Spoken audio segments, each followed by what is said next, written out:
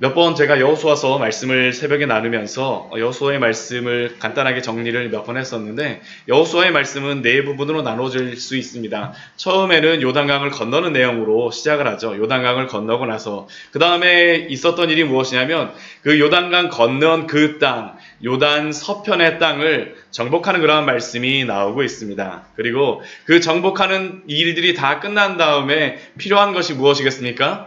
이스라엘 민족이 다 한꺼번에 사는 것이 아니라 12지파가 있었기 때문에 각 지파별로 땅을 나누어야 되겠죠. 그래서 땅을 나누는 말씀 중에 한 부분이 바로 오늘 말씀입니다. 지금까지 저희가 요단 동편의 그러한 땅들을 이미 나누었던 것을 저희가 보았습니다. 이미 요단 동편에서 모세가 살아있을 때 르우벤과 갓과 므낫세 반지파가 그 요단 동편의 그러한 땅을 나누었었죠. 여기 요단 동편 땅이 요 부분의 땅을 다 나눈 겁니다. 밑에서부터 르벤, 중간에 갓, 그리고 위에가 므낫세 반지파가 이렇게 나누었었고요. 이 요단강을 건너오고 나서 이제 땅을 나누는 게 이제 순서대로 나누게 되는데, 어떻게 나누냐면 먼저 유다 지파가 가장 밑에 쪽에 땅을 나눕니다. 여기 유다 지파가 나누고요. 그 다음에 에브라임, 그 요셉 지파, 그 요셉의 그러한 아들이었던 그 므낫세와 그리고 에브라임이 땅을 얻는 것이 바로 우리가 이 앞장에서 보았던 그러한 말씀이었습니다.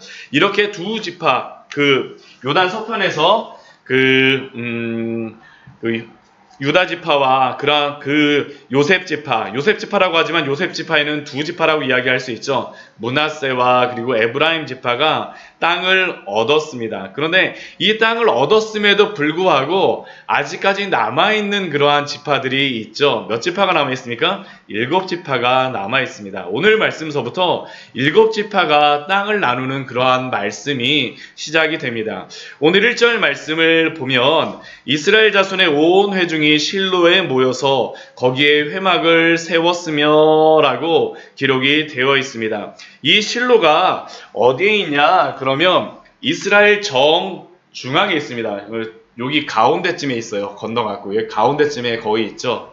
이 실로가 여기에 이렇게 이스라엘 회막을 여기에 세웠다라고 했는데, 오늘 새벽에 저희가 교회를 오면서 이제 이전하고 장소에 성막을 만들었던 그러한 모형이 있어서 가져왔는데, 저 성막과 같은 그러한 모형을 이 실로에 세운 것입니다. 근데 이 실로에 세운 그러한 이유가 있었습니다. 이 전까지는 여호와의 성막, 여호와의 회막이 어디에 있었을까요?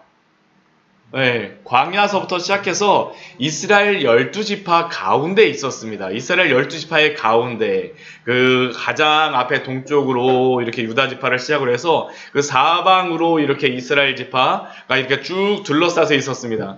그런데 이렇게 둘러싸고 있던 지파들이 이제는 어떻게 됐나요? 각 땅을 받고 나서 각 땅으로 갔습니다. 특히나 유다 지파와 요셉 지파 같은 경우는 굉장히 큰 지파로 이 지파들이 이스라엘의 거의 반을 차지한다라고 할 수 있죠. 그런데 이 지파들이 땅을 차지하고 각자의 그러한 지경으로 기업으로 돌아가게 되니까 여호와의 성막 회막이 어디 한 군데인가는 머물러 있어야지만 되었습니다. 그렇다면 여호와의 성막이 어디에 머물러야 될까요? 오늘 저희가 보았던 것처럼 가장 가운데 땅인 그 실로의 그러한 성읍에 머물렀습니다. 그런데 이 실로에 머문다라는 것은 또 다른 의미가 사실은 여기에 내포되어 있습니다. 그 의미가 무엇이냐면, 이스라엘의 그러한 장자 지파가 가장 그 여호와의 성막 회막이 머물러 있었습니다. 가장 힘이 셌던 그러한 지파. 이 이스라엘의 지금 현재 장자 지파는 어떤 지파입니까?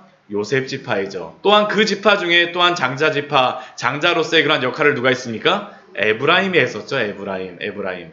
그 므낫세와 에브라임 중에 형이 므낫세였음에도 불구하고 에브라임에게 그 야곱이 축복을 하여줘서 이 에브라임 지역, 이 실로 지역에 이 성막이 머물렀던 것입니다. 이 성막이 여기에 머물러 있을 때, 그때 7지파가 이제 왔습니다. 7지파가 왔는데 왜 왔냐 하면, 아직까지 그 땅을 분배받지 못한 지파가 7지파였기 때문입니다. 그때 그렇게 아직까지 땅을 분배받지 못한 그 7지파를 향하여서 여호수아가 이야기하는 것이 무엇입니까? 우리 3절 말씀 우리 같이 한번 읽어볼까요? 여호수아가 이스라엘 자손에게 이르되 너희가 너희 조상의 하나님 여호와께서 너희에게 주신 땅을 점령하러 가기를 어느 때까지 지체하겠느냐. 지금 이스라엘 7지파 같은 경우에는 아직까지 땅을 받지 못하였음에도 불구하고 어떻습니까? 어디 땅으로 가야 될지 지금 쭈삣쭈삣하면서 아직까지 머물러 있습니다. 지체하고 있습니다. 왜 그들이 지체하고 있을까요? 뭐 여러 가지 이유가 있겠지만 3절 말씀에서 우리에게 그 이유를 여호수아를 통해서 우리에게 알려줍니다. 너희 조상의 하나님 여호와께서 너희에게 주신 땅, 하나님이 그들에게 땅을 주셨음에도 불구하고 그들은 뭐라고 생각하는 겁니까? 아직까지 우리 땅이 없다라고 생각하고 있는 것이죠. 이들이 충분히 그렇게 생각할 수 있는 그러한 이유가 있었습니다. 지도를 보게 되면 이 밑에 유다 지파가 지금 가나안 요단 서편의 3분의 1을 지금 차지하고 있습니다. 그리고 또 요셉 지파, 그 에브라임 지파와 므낫세 지파가 여기 지금 3분의 1을 차지하고 있어요. 그러니까 7지파가 어떻게 되는 겁니까? 나머지 3분의 1을 자신들이 가져야 되는데 누가 그거를 가져야 될지 서로 눈치 보고 아니 저 큰 지파들은 자기가 더 많이 가졌으니 하면서 아무래도 그런 마음이 있지 않았겠습니까? 그러다 보니까 쭈삣쭈삣하고 지체하고 있는 것이죠. 근데 여호수아가 그들에게 전하는 말이 무엇입니까? 너희가 너희 조상의 하나님 여호와께서 너희에게 주신 땅이 있는데 유다 지파와 요셉 지파만 땅을 받은 것이 아니라 너희도 너희의 조상을 통하여서 받은 땅이 있는데 왜 너희는 지체하느냐라고 질문하고 있는 것이죠. 여러 가지 상황들과 환경을 보면서 우리는 이러기 때문에 안 돼. 이것 때문에 안 돼. 그게 아니라는 것입니다. 하나님이 주신 그 약속의 땅, 아브라함에게 주셨고 이삭에게 주셨고 야곱에게 주셨던 그 땅은 바로 그들의 땅이라는 것을 여호수아는 그들에게 분명히 알려주고 또한 하나님도 그들에게 알려주고 있습니다. 하나님이 그 지파들에게 땅을 주셨다라는 것입니다. 우리들도 그렇지 않습니까? 우리들도 하나님이 주신 우리에게 은혜가 있음에도 불구하고 하나님이 우리에게 주신 그러한 것들이 있음에도 약속이 있음에도 불구하고 우리의 모습을 보면서 여러 가지로 제한하며 또한 온전하신 하나님을 신뢰하지 못하는 경우가 있지 않습니까? 저도 이 교회 그 토요일 날 막 공사하면서 이거 어떻게 이사하지? 막 그런 생각이 들더라고요. 근데 오늘 아침에 막 오면서 어떤 생각이 드냐면 굉장히 평소보다 좀 늦었습니다. 늦으면서 막 오면서 늦어갖고 문도 열고 오고 막 해야 되는데 마음은 급한데 그러면서도 한편에 또 이런 생각이 들더라고요. 야, 그래도 토요일하고 지난주하고 이렇게 수고하고 어제 우리 장도님과 우리 성경선생님 우리 집사님들 또 우리 성도님들 같이 막 이사를 하면서 맞아 우리 이사하고 예배 드리러 올 것이 있지. 예배 드리러 올 것이 있지.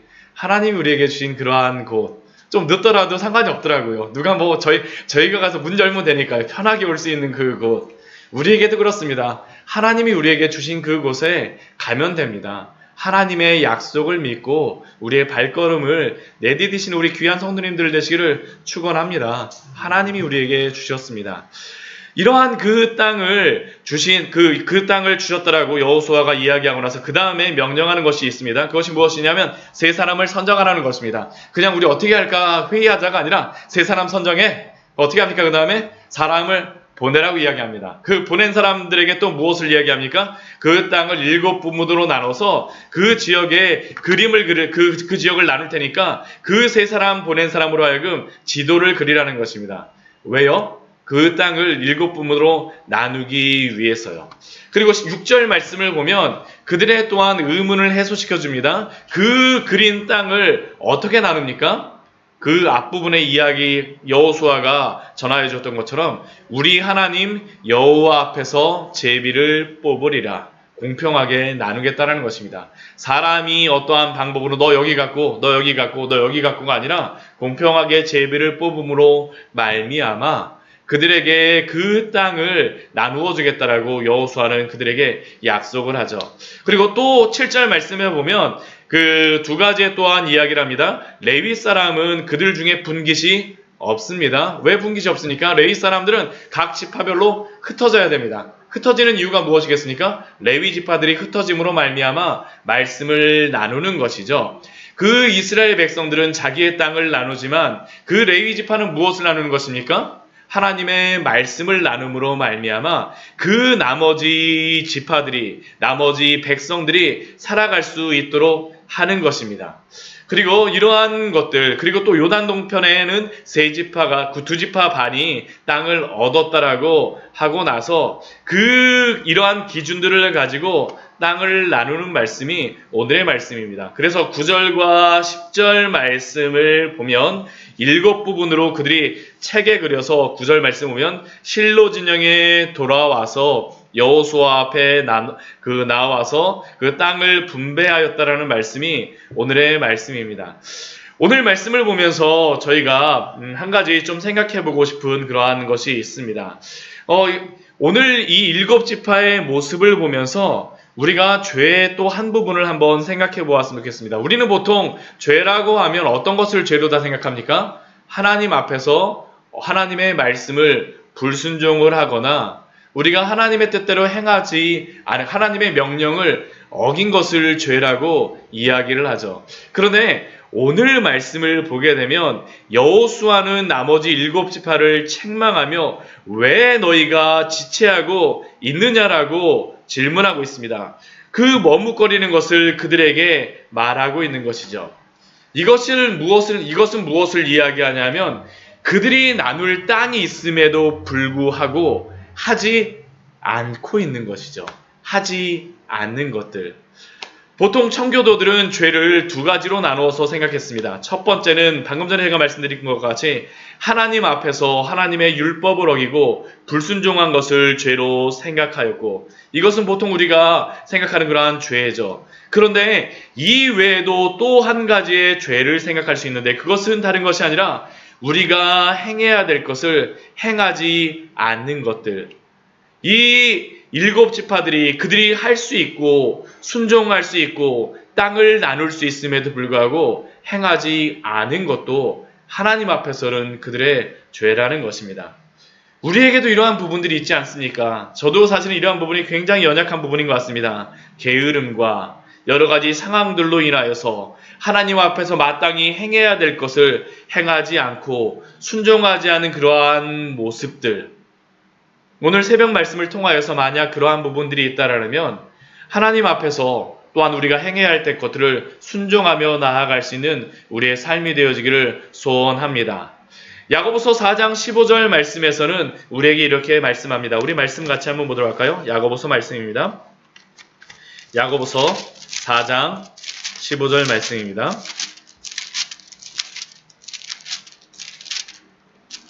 야고보서 4장 15절, 16절, 17절 말씀을 우리 같이 한번 읽어보도록 하겠습니다.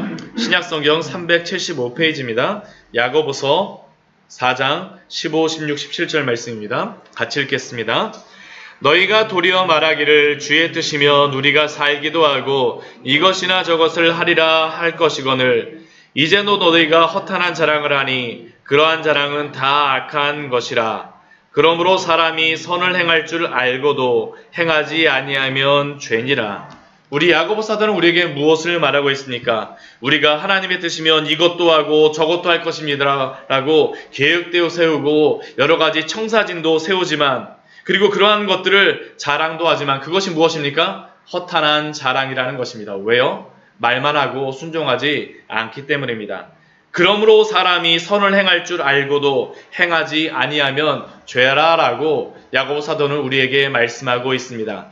이 새벽 우리가 행해야 될 것이 무엇입니까? 하나님 앞에서 우리가 순종하지 못하는 부분들이 무엇입니까? 오늘 일주일 동안 또한 저희가 월요일인데 앞으로 우리에게 맡겨준 그러한 일주일 동안 우리가 행할 것이 무엇입니까? 우리의 인생 속에서 남아있는 것이 무엇입니까? 이 1년 동안 이제 한 2달의 시간이 한 3개월의 시간이 남아있는데, 이 남아있는 3개월의 시간 동안 우리가 순종해야 될 것이 무엇입니까? 우리 하나님 앞에서 우리에게 주셨던 그러한 약속, 아니면 하나님 앞에서 우리가 하나님 앞에 약속하였던 그러한 약속들 잊지 말고 순종하며 나아가는 우리의 귀한 오늘 하루요, 또한 나머지 시간이 되어지기를 축원합니다. 같이 기도하도록 하겠습니다.